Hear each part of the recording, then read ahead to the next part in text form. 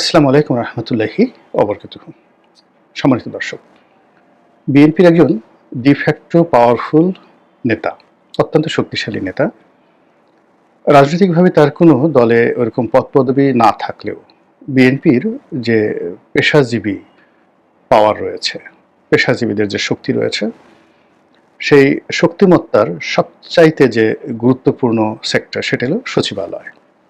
এবং যিনি সেই সচিবালয়ের পুরো রাজনীতি বিএনপির পক্ষে নিয়ন্ত্রণ করছেন, মানে এই শেখ হাসিনার পতনের পর থেকে আজ অবধি, সেই ভদ্রলোকের নাম জনাব আব্দুস সাত্তার। তো তিনি বেগম খালেদা জিয়ার ব্যক্তিগত সচিব এবং তার যে পদমর্যাদা, আগে হয়তো ডিপটি সেক্রেটারি ছিল, কিন্তু শেখ হাসিনার পতনের পর তাকে যে বঞ্চিত করা হয়েছে, সেই বঞ্চনাকে তিনি ভূতাপেক্ষা প্রমোশন দিয়ে এখন তিনি পূর্ণ সচিব পদমর্যাদার একজন সাবেক আমলা। এবং তিনি মূলত সচিবালয়ে বেসরকারিভাবে নিয়ন্ত্রণ করছেন। আর অফিসার্স ক্লাব, যেটা সাবেক এবং বর্তমান যারা সিভিল অ্যাডমিনিস্ট্রেশনের কর্মকর্তা, তাদের একটা, যাকে বলা হয়, এটা রাওয়া ঠিক নয়, সেনাবাহিনীর যেমন রাওয়া তার চেয়ে শক্তিশালী। এই কারণে হলো অফিসার্স ক্লাবে বর্তমান এবং সাবেক আমলা সবাই এটার সাথে সম্পৃক্ত।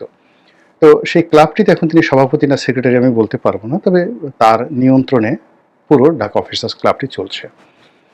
এবং এই অফিসার্স ক্লাব যাদের নিয়ন্ত্রণে থাকে, তাদের নিয়ন্ত্রণে সচিবালয় থাকে, এবং তারাই রাষ্ট্র ক্ষমতায় আছে বলে দীর্ঘদিন ধরে আমরা জানি। তো মিস্টার সাত্তার, তার এই মুহূর্তে তিনটি পরিচয়। প্রথম পরিচয় হলো তিনি বিএনপির power house, supreme power house Begum Khaleda Zia তার ব্যক্তিগত সচিব, জনাব তারেক রহমানের বিশ্বস্ত ভ্যানগার্ড, এক নম্বর ভ্যানগার্ড, মানে কর্মকর্তাদের মধ্যে, অফিস বেয়ারার যাদেরকে বলা হয় তাদের মধ্যে। ৩ নম্বর হলো যে তিনি সচিবালয়ে বিএনপির যে স্বার্থ সংশ্লিষ্ট নিয়োগ বদলি এবং বিএনপির যে সকল আদেশ উপদেশ, ইচ্ছা অনিচ্ছা সব কিছু বাস্তবায়ন করার জন্য একেবারে চ্যানেল, মানে যাকে বলা হয় ট্যানেল এবং চ্যানেল হিসাবে তিনি কাজ করছেন। তার মাধ্যমেই দলীয় যে নির্দেশনা, সেই নির্দেশনা মূলত সচিবালয়ে পৌঁছে। এখন সরকারের বেশ কয়েকজন সাবেক আমলা রয়েছেন, যেমন কামাল সিদ্দিকী সাহেব রয়েছেন, তিনি বয়স্ক মানুষ, এখন হয়তো রাজনীতি করেন না। ইসমাইল জবিউল্লাহ সাহেব আছেন সাবেক সচিব, কিন্তু সাত্তার সাহেবের যে প্রভাব প্রতিপত্তি, তার কাছে আসলে অন্যান্য যে সকল বিএনপি পন্থী সাবেক আমলা রয়েছেন তাদের পাওয়ার একেবারে বলতে গেলে শূন্য। তো সেই মানুষটি জনাব আব্দুস সাত্তার, তিনি অতি সম্প্রতি সরকারের ৮ জন উপদেষ্টা, বর্তমান সরকারের ৮ জন উপদেষ্টা একেবারে ক্লিয়ারলি মেনশন করে তিনি বলেছেন যে এই ৮ জন উপদেষ্টা গুরুতর, ভয়ঙ্কর দুর্নীতির সঙ্গে জড়িত, এবং এ সকল জড়িত দুর্নীতির ব্যাপারে তথ্য উপাত্ত এবং প্রমাণপত্র তার কাছে রয়েছে। এই কথাগুলো তিনি একটি অনুষ্ঠানে বলেছেন এবং স্পষ্টতই সে সকল উপদেষ্টাদেরকে তিনি হুমকি দিয়ে বলেছেন। কারণটা হলো যে এই সচিবালয়ের বর্তমান যে নিয়োগ বদলি, তারপরে আরও যে সকল অনিয়ম রয়েছে, দুর্নীতি রয়েছে, এই সকল কিছুর সঙ্গে এই ৮ জন যারা উপদেষ্টা রয়েছেন তাদের অনেকের সম্পৃক্ততা রয়েছে। এর বাইরে টেন্ডারবাজি থেকে শুরু করে অন্য যে সকল আর্থিক কেলেঙ্কারি রয়েছে, সেগুলোর সঙ্গে হয়তো এই ৮ জন উপদেষ্টার যে সম্পৃক্ততা, এটা জনাব আব্দুস সাত্তারকে সঙ্গত কারণে বিক্ষুব্ধ, সংক্ষুব্ধ এবং যাকে বলা হয় উত্তেজিত করেছে।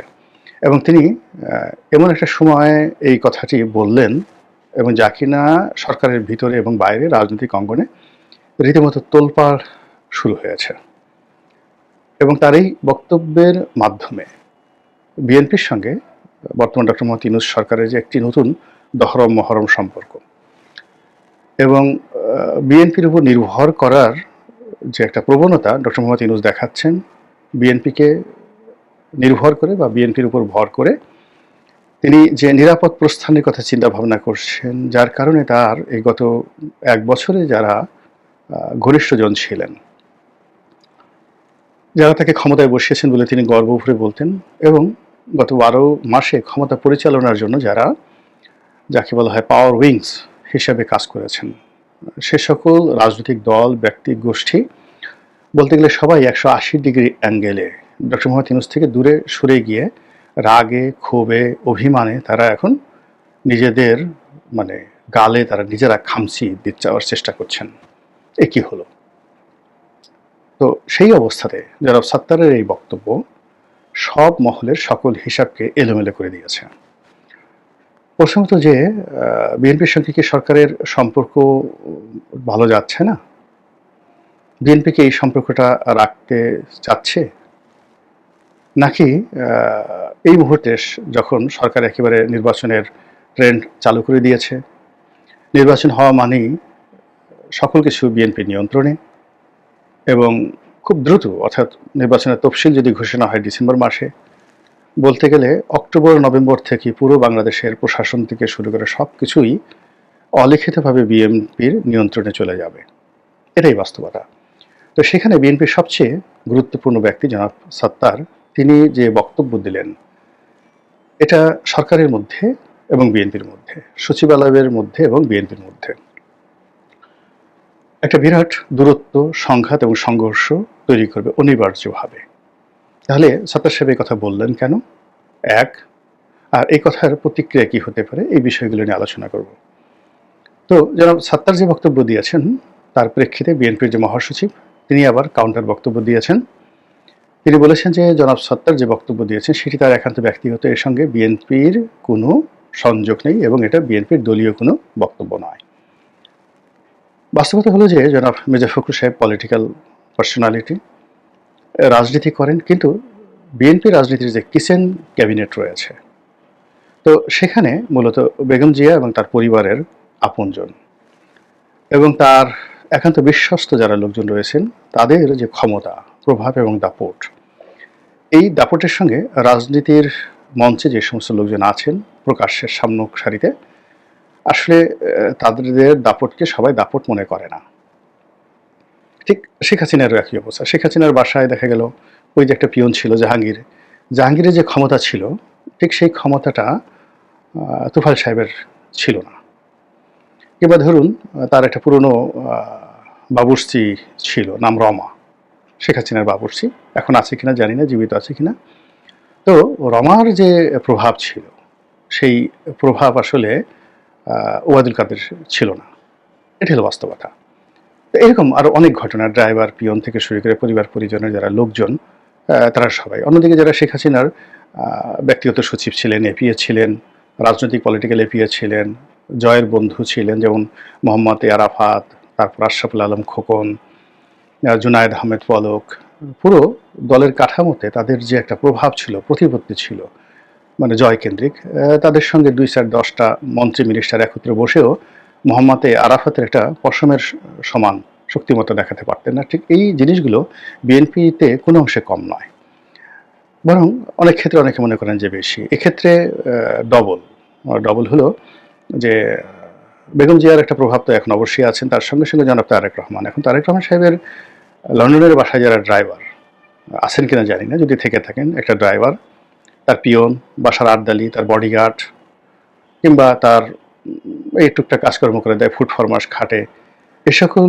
লোকদেরকে বিএনপির যারা অনেক বড় বড় প্রভাবশালী নেতা লন্ডন যেতে চায়, নেতার সঙ্গে দেখা করতে চায়, নেতার সঙ্গে একটু লাইন রাখতে চায়, নমিনেশন পেতে চায়, মন্ত্রী হতে চায়, এমপি হতে চায়, দলের পদ পদবি রাখতে চায়, তো তারা সবসময় খোঁজ করে যে জনাব তারেক রহমান সাহেব আসলে কাকে স্নেহ করেন, কাকে ভালোবাসেন। তো সেই মানুষটির তোয়াজ এবং তদবির করার জন্য দলের মধ্যে যে প্রতিযোগিতা হয়, এটা একেবারে ওপেন সিক্রেট। তো ওই যে বললাম যে কিচেন ক্যাবিনেট রয়েছে বেগম জিয়ার এবং বিএনপির পাওয়ার হাউসের, সেখানে উজিরে আজম একেবারে প্রধান ব্যক্তি হলো জনাব সাত্তার। ওনার সাথে বড় উজিরে আজম আর বিএনপির মধ্যে নেই। তো সেই মানুষটি যখন কথা বলেছেন, সেই কথার একটা ওয়েট আছে, গুরুত্ব আছে, মানে এই কথার অনেক, মানে এটা তারেক রহমান সাহেব জানুন বা না জানুন, তারপরে বেগম জিয়া জানেন বা না জানেন, বা এর সঙ্গে বিএনপির কোনো সম্পর্ক থাকুক বা না থাকুক, ডাজ নট ম্যাটার, আজকের দিন পর্যন্ত জনাব সাত্তারের যে প্রভাব প্রতিপত্তি, ক্ষমতা, দাপট, ফলে তার বক্তব্য এতটা গুরুত্বপূর্ণ যে বিএনপির যে কোনো নেতা সমস্বরে 100 বার বললে যা হবে, সাত্তার সাহেব একবার বললে সেটার গুরুত্ব যারা জানেন বিএনপি রাজনীতি তাদের কাছে ওইরকমই মনে হয়। আমরা যারা বাইরে আছি আমরা ওইরকমই মনে করি। তো সেই সাত্তার সাহেব যখন এই কথাটি বলেছেন, ইট মিনস পার্টির অভ্যন্তরে এবং সরকারের অভ্যন্তরে, সচিবালয়ের অভ্যন্তরে এবং যাকে বলা হয় রাজপথে। এখানে আমরা যেভাবে লন্ডন বৈঠকের পর সমঝোতা আশা করেছিলাম, কিংবা ডক্টর মোহাম্মদ ইউনূসের বক্তব্যের পর যেভাবে নির্বাচন নিয়ে শতভাগ নিশ্চিত হয়েছিলাম যে নির্বাচন হচ্ছে এবং বিএনপি আসছে, কিন্তু জনাব সত্তারের বক্তব্যের পরে সেই জায়গাটিতে একটা ধাক্কা, প্রচণ্ড ধাক্কা। এখন সে ধাক্কা কী জন্য হতে পারে? হতে পারে যে সামনে যে ডিসি মনোনয়ন হবে, এসপি মনোনয়ন হবে। এখন এটা বলা হচ্ছে অবচয়ন পদ্ধতিতে বা লটারির ভিত্তিতে হবে, কিন্তু বাস্তবে সেটা লটারি না, কিছু হবে। এখানে বিএনপি সঙ্গতের কারণেই চাইবে যে জামাতের লোক, এনসিপির লোক সেখানে না আসুক, তাদের লোক আসুক, আর যদি তাদের লোক নাও আসে সেক্ষেত্রে ফেয়ার অ্যান্ড নিউট্রাল হোক। আমি যদি একেবারে কোনো রকম যাকে বলা হয় এখানে নেতিবাচক কিছু না দেখেও কথা চিন্তা করি, এরকমই। তো সেক্ষেত্রে যদি সরকারের কোনো প্ল্যান থাকে, জামাতের কোনো প্ল্যান থাকে, এনসিপির কোনো প্ল্যান থাকে, এটি মির্জা ফখরুল সাহেবের চাইতে সত্তার সাহেব বেশি বুঝবেন, বা অন্য যে কোনো নেতা মির্জা আব্বাস থেকে শুরু করে ডক্টর মঈন খান, তাদের চাইতে মূলত এই অফিসার্স ক্লাব কেন্দ্রিক যে বিএনপির নিউক্লিয়াসটি রয়েছে সেই নিউক্লিয়াস বেশি বুঝবেন। আর সেই বেশি বোঝার কারণে তিনি যদি এই কথাটা বলে থাকেন, তাহলে সামনের যে ঐক্য, সেই ঐক্য আর থাকছে না, এবং নির্বাচনটা আসলে আমরা যেভাবে আশা করছি ওইভাবে হচ্ছে না। এটি গেল এক। ২ নম্বর হলো যে সত্তার সাহেব যদি নিজস্ব স্বার্থ সংশ্লিষ্ট বিষয়ে পার্টির যে মতাদর্শ, ভাবাদর্শ, এইগুলো বাদ দিয়ে কেবলই মাত্র তার ব্যক্তিগত স্বার্থ এবং তিনি যে কমিউনিটিটা লিড করেন, অফিসার্স ক্লাব এবং সাবেক কর্মকর্তা এবং বর্তমান কর্মকর্তাদের নিয়োগ বদলির যে বিষয়গুলো তিনি তদারক করেন, তো এখানে যদি স্বার্থ সংঘাতে তিনি নিজে লাভবান হওয়ার জন্য, বা তার বন্ধুবান্ধব, আত্মীয় স্বজন, তার সহকর্মী, তার সহযোদ্ধা, তার তাবেদার, তাদেরকে লাভবান করানোর জন্য বিএনপির প্ল্যাটফর্মকে ব্যবহার করে তিনি এই বক্তব্য দিয়ে থাকেন, ওটা মানে বিএনপির জন্য মারাত্মক বিপর্যয় সৃষ্টি করবে যদি তার বিরুদ্ধে বিএনপি খুব রাস্টিক অ্যাকশন না নেয় এবং দৃশ্যমান যদি কঠোর সিদ্ধান্ত তার বিরুদ্ধে না হয়। তাহলে সেক্ষেত্রে পুরো সচিবালয়, পুরো সরকার, পুরো উপদেষ্টা মণ্ডলী থেকে শুরু করে সবাই এমনভাবে বিগড়ে যাবে যে ডক্টর মোহাম্মদ ইউনূস ১ কোটিবার চেষ্টা করেও লন্ডন বৈঠকের যে মানে ঐক্যমত, সেই ঐক্যমতটি বাস্তবায়ন করতে পারবেন না নির্বাচনের মাধ্যমে। এর কারণ হলো যে ৮ জন উপদেষ্টাকে টার্গেট করা হয়েছে বা বলা হয়েছে, উনি নাম বলেননি, কিন্তু লোকজন মোটামুটি নিজেরা একটা যাকে বলা হয় প্রেডিকশন তারা করে ফেলেছেন। তো সেই উপদেষ্টা, এবং সেই উপদেষ্টার সঙ্গে সম্পৃক্ত ধরুন ৮টি মন্ত্রণালয়ের সচিব, এডিশনাল সচিব এবং তাদের যারা সহযোগী যদি ধরেন, সব মিলিয়ে ধরেন খুব প্রভাবশালী ১০০ জনের একটা নিউক্লিয়াস বা সিন্ডিকেট এই মুহূর্তে সত্তার সাহেবের বিরুদ্ধে চলে গেছে এবং একই সঙ্গে বিএনপির বিরুদ্ধে চলে গেছে, এবং তারা তারেক রহমান সাহেব সম্পর্কে এই মুহূর্তে ভয়ঙ্কর মনোভাব ধারণ করছেন যে কোনো কারণে যদি বিএনপি ক্ষমতায় আসে তাহলে আমাদের এই পুরো সিন্ডিকেটের পিঠের চামড়া থাকবে না। কাজেই এটা মির্জা ফখরুল সাহেবের একটা বিবৃতিতে কাজ হবে না। এখানে সত্তার সাহেবকে ওন করতে হবে।